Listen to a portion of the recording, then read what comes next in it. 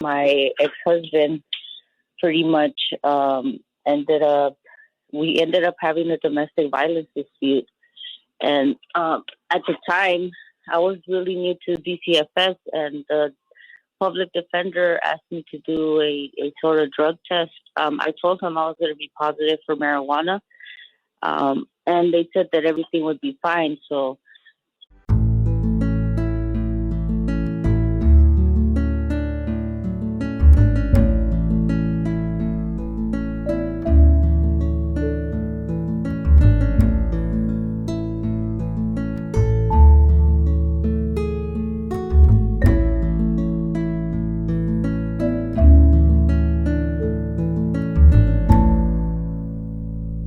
Kimberly from Minnesota. Kimberly, did you have a story to tell or a question to ask?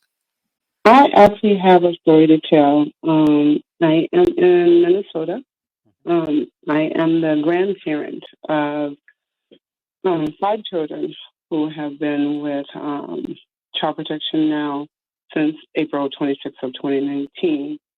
And we have been fighting for our grandchildren since then. They removed the grandchildren then. And my son, I'm actually the biological grandmother of 3 of them. And the 2 older girls came into our lives when they were 1 and 2. But now they are 14 and 15. So when they were removed because the 14-year-olds, they had chores that they had to do. And their mom had told them to do the chores. Their mom she worked, and so they were homeless at one point in time. They came down to Minnesota from St. Cloud, and so she was homeless, and they stayed with us for a while. We actually had about 3 of our kids staying with us. We were 20 of us staying in a 1-bedroom, a 3-bedroom, 1 bathroom, until all the kids got on their feet. And so we had an incident, and I told the mom it was best for her and the kids to find a shelter to move into. And she did, and then she found a 1-bedroom and started to get back on her feet. And so she had told her daughter to do chores, and mom came home from work, and her daughter hadn't done her chores, and there was a little incident, and her daughter, being a teenager, got upset, went to school, told the school that her mom grabbed her in the collar and choked her, and then told the school that she wasn't going to, that she didn't want to go home without the police being there. So when she got home, she called the police and went downstairs and waited for the police to get there. And when the police got there, she said that her mom had choked her. Her mom wasn't home from work yet, so when her mom got home, she came home to a parking lot full of police cars, and they were already upstairs in her house. So they called her on the phone and asked her could she come upstairs, and she asked what was going on. And when she got upstairs, one came from in her kitchen, one came out of her bathroom, and they arrested her. They arrested her on the 26th of April, but when they took the kids in, that was in April. I was never notified of them taking the kids.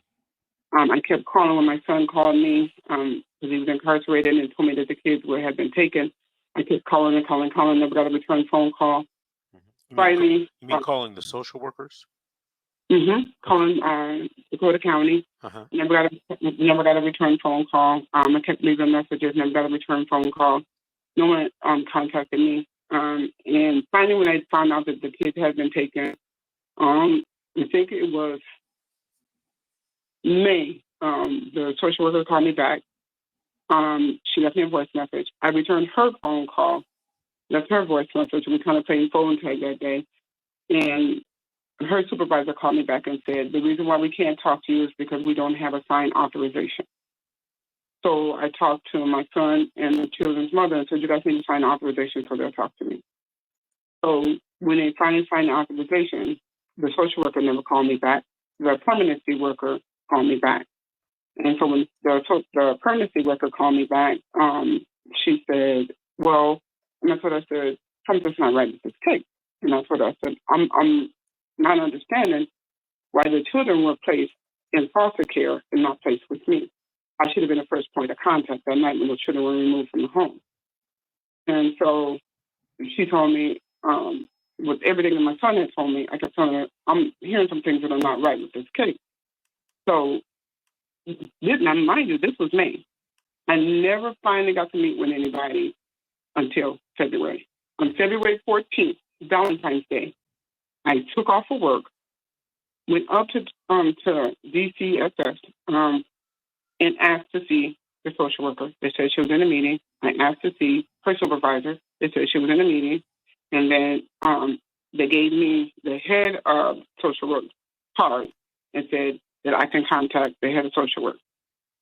I walked out of the office, and then after they found out that I came up there, then the permanency worker called me back and said, why don't I set up a phone call meeting so that you can meet with me and my supervisor? Mm-hmm. Basically, that worker and her supervisor were avoiding me. This went on for some time.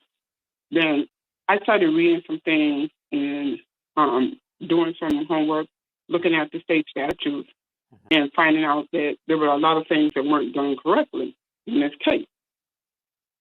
My son was released June of 2020, and when he was released, he 2 days later, he had told the children's mother, I'm going to go talk to the social worker because I want to get my kids back. So what it was that you did it, I want to find out and figure out what I need to do to get the kids back. Right. The social worker had set up a safety plan with the mom prior to dad getting out. When dad and mom didn't have to have any drug tests or nothing, they were telling the mom it was educational neglect for the kids. She didn't have daycare, so she had pulled the oldest one out of school and was homeschooling the oldest one and had the oldest one home watching the baby. So they said it was all about educational neglect. So when he got there, the social worker told him, listen, so they go in there. So the day that they got there, she asked them both for a UA. And the mom was like, what? Why do you need a UA from me? The social worker. Now, they're in one county. My son's probation workers were in another county. Had went and had pulled my son's probation records from a different county. Mm-hmm. No sign authorization, no nothing. So they gave her the UA.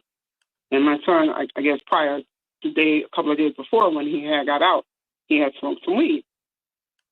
So she, I guess when they went to court, she set up a court date for them to go into court to have him added on to the case plan. Well, wait a minute, Kimberly. In Minnesota, because I'm in California, marijuana is legal. Is marijuana legal in Minnesota? I don't think so. I think they may have done it now, but I don't think it was. Okay, go ahead. I don't think there was yet. All right, continue. So she went and had a court date for him to be put onto the case plan. So they set up a date to meet with the judge to have him put onto the case plan. So they did that.